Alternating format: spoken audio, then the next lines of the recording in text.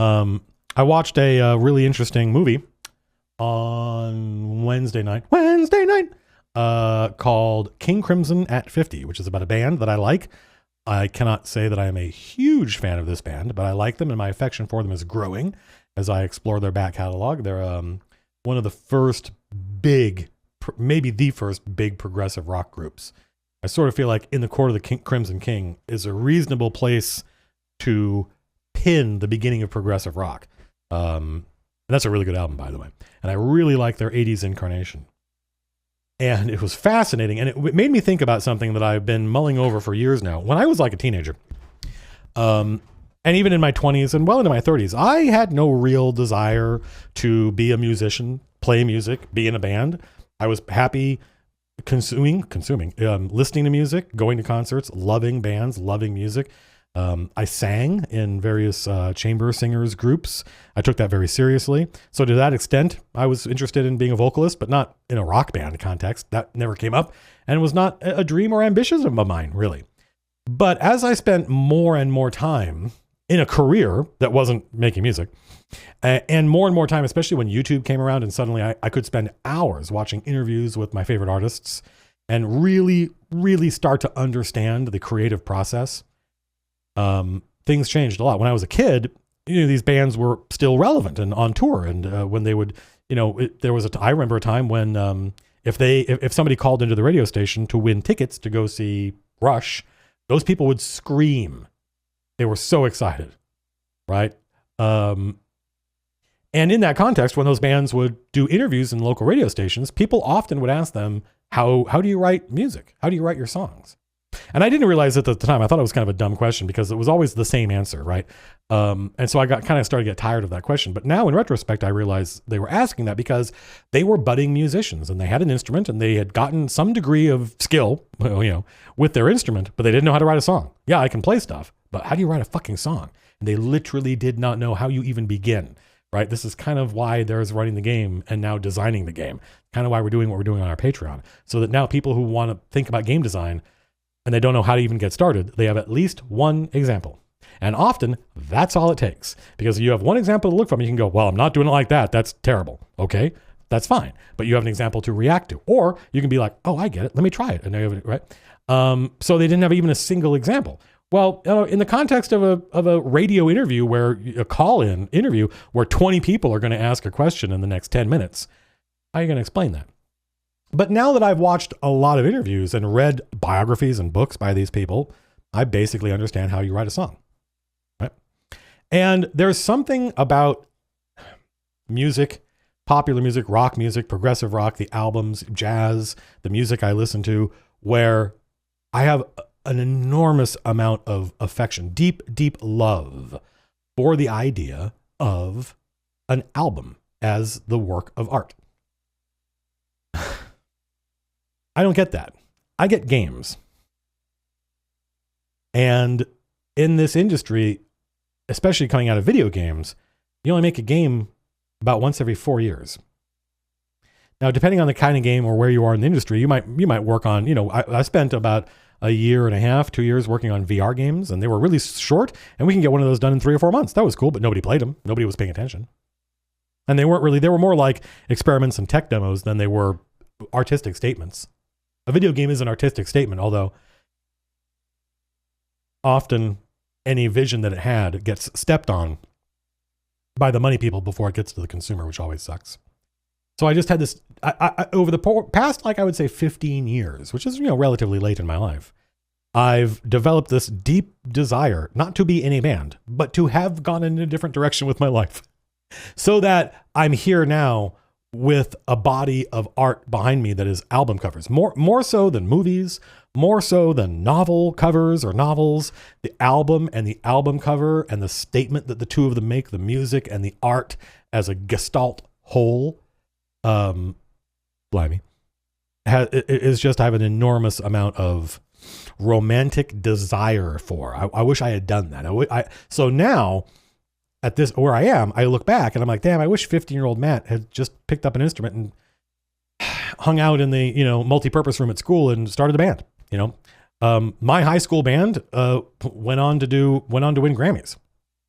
It's the band that, Gwen Stefani came out of. So that was on the table. I was in high school. There were bands around. I could have been a different person.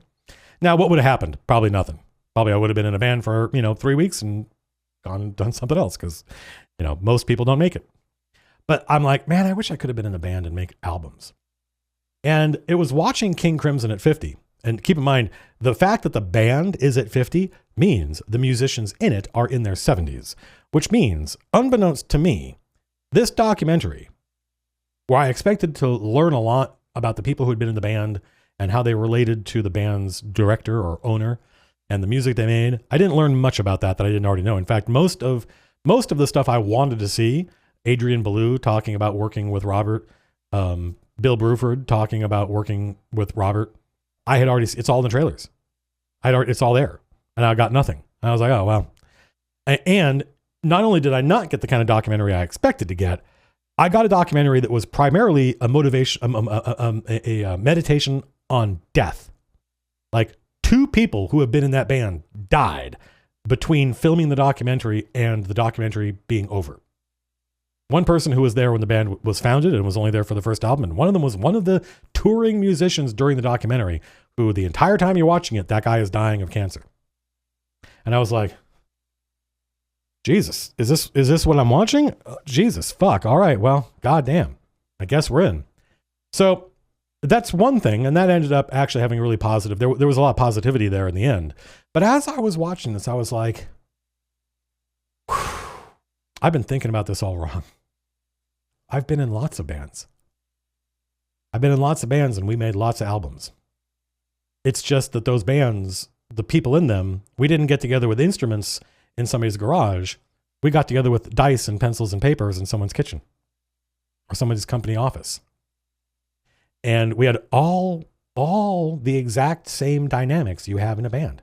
Some of these groups were very democratic and egalitarian, which meant we often fought together because we were strong-willed, strong-headed, and co-equal.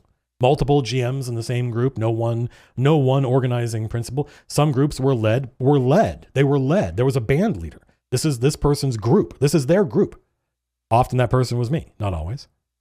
And so listening, I was like, in each one of these campaigns was, in some cases, specific adventures become like albums. And the album cover wouldn't have anything to do with the cover of the adventure. It would be unique to our experience. And that actually brought me some deep, deep joy. This notion that I've been in lots of bands. And we had guitarists and drummers and keyboardists and all the same archetypes you get in a band. We got in all the same arguments you get in when you're in a band. We had all the same drama. And we made art the same way. We made art. Sitting at the table and inventing characters and drama, sitting behind the screen, getting behind the DM screen, and deciding to run a game is, in this context, in this world, in 2023, it is a revolutionary act. Because there are people out there who would like to stop you from being able to do that. They really would. They would like to make it so that every time you did that, they got paid and they had control over what you did. And if you doubt me, my experience here is somewhat unusual.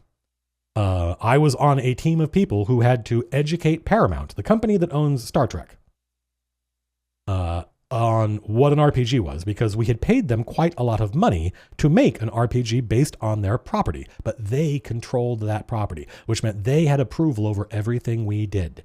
And they wanted approval over everything you did.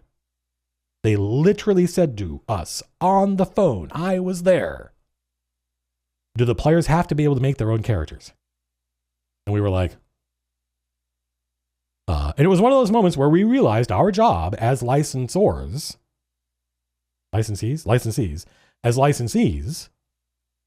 was to educate them on what we were doing. And that we believed, and we were correct, that if only they understood the problem, they would realize what a ridiculous solution that was. But in point of fact, while we did convince them, and we say, no, the whole point is they can make their own characters. And they literally said, but what if they make a character that we wouldn't like?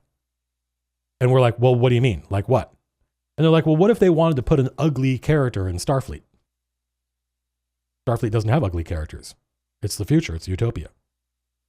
And they literally said things when we would submit stuff. They'd say, there are no fat people in Starfleet. So this character you've described as an admiral who's like big, rotund, fat, they're like, not approved. And we just sent him an email with a screenshot, and it was a screenshot of Scotty from The Next Generation. And they went, never mind, you're fine. Because if we could prove it's in the show, then they had no power over us. So yeah, if they could, they would try to not only monetize your experience, they want control over it. And the only reason Paramount backed down was because the technology didn't exist to police it. The game was happening at people's kitchen tables with dice and paper, pencils. Some people probably played in their living room. We call those people weirdos. No, okay. Yeah, so it's art. It's making art. I don't know how it's meaningfully different than you and those same friends deciding to pick up instruments and make music. How is it different exactly? Not sure. I heard your band had sold all their guitars and bought synthesizers. I heard you sold all your synthesizers and bought guitars. You want to make something real. You want to make a Yaz record.